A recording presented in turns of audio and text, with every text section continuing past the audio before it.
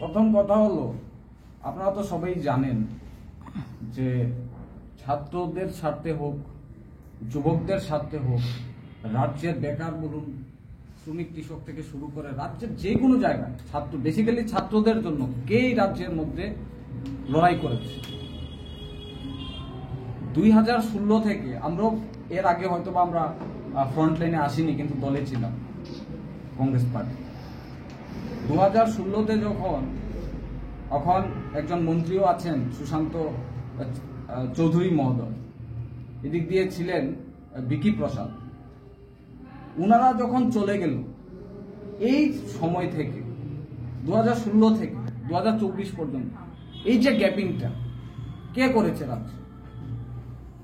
বিরোধিতা বা ছাত্রদের স্বার্থের লড়াই, বিভিন্ন জায়গায় যেরকম সমস্যা সমাধান, এইগুলি কে করেছে?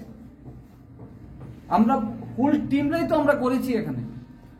এবং আমরা মানুষের স্বার্থে, ছাত্রদের স্বার্থে যে কোনো জায়গায় আমরা যে কোনো ডিমান্ড, ধর্মনগর থেকে সাবরুম পর্যন্ত যে কোনো সমস্যায় আমরা ছুটে গিয়েছি। আমরা দেখিনি কে কোন দল করেছে, কে কোন পার্টির সাথে যুক্ত, কে সিপিএম, কে বিজেপি, কে ত্রিপুরামথা, কে অন্য পার্টিতে আছে, কে রাজনৈতিক দলের সাথে নাও থাকতে পারে, কিন্তু আমরা সেটা দেখিনি।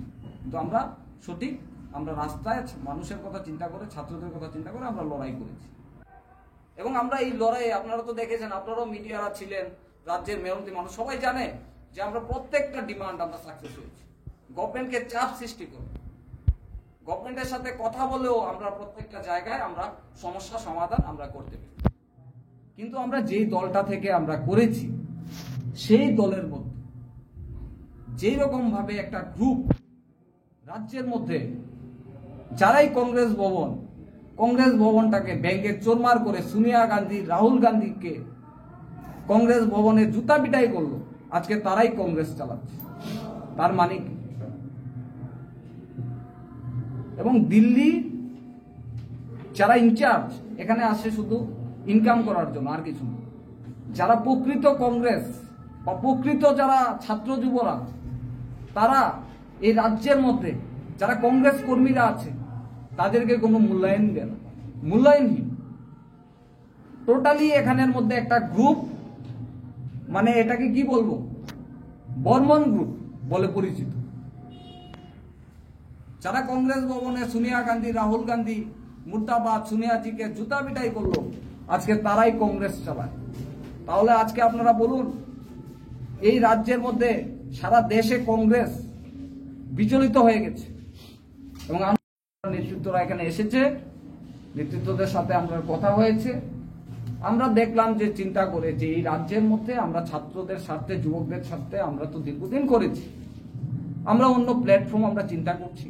এবং আজকে থেকে আমরা আমাদের যারা আছে, আমরা প্রাইমারি মেম্বারশিপ ছাড়ছি।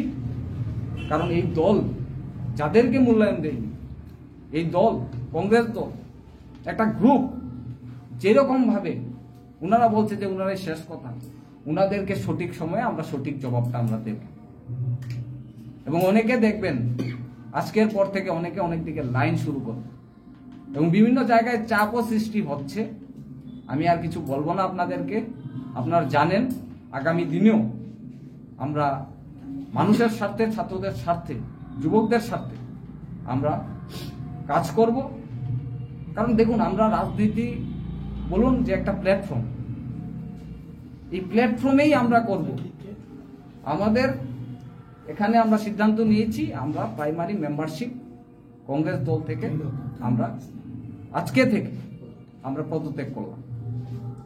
ধন্যবাদ।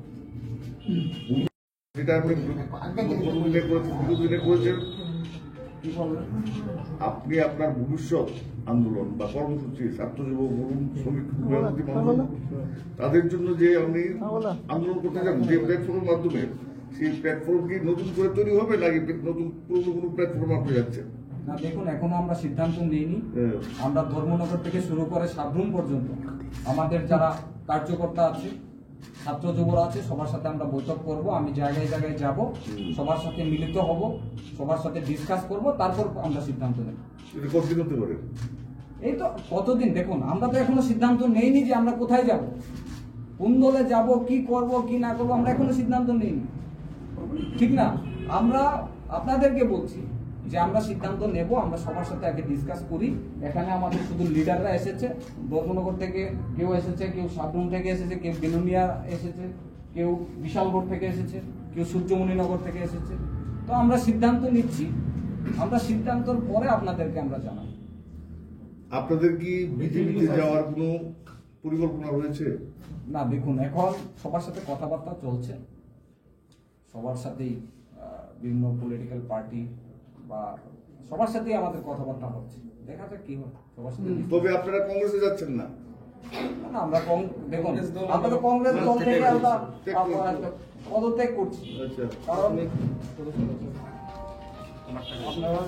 আপনারা একটু এদিকে দেখছেন, এই জায়গায় আমাদের এখানে আমরা যে জায়গায় আমাদের এখানে কোনো এই যে একটা গ্রুপ যারা সোনিয়া গান্ধী রাহুলজিকে জুতা মারলো, আজকে তারাই কংগ্রেস চালাচ্ছে বলুন।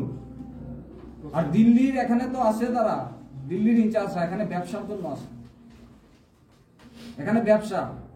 এই যে ইলেকশন আসছে আবার দেখবেন আসবে, কে দাঁড়াবে, ঠিক আছে, এখানে কে দাঁড়াবে, এখানে ব্যবসার জন্য আসে, করুন না ব্যবসা, কি আছে এখানে, আর হবে না।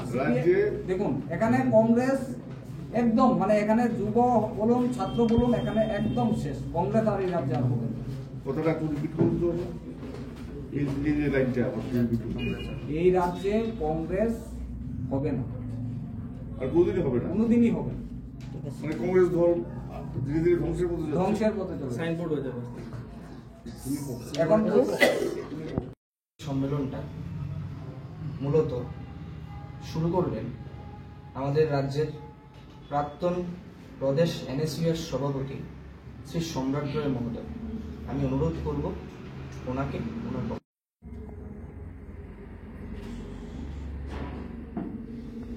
ঠিক আছে?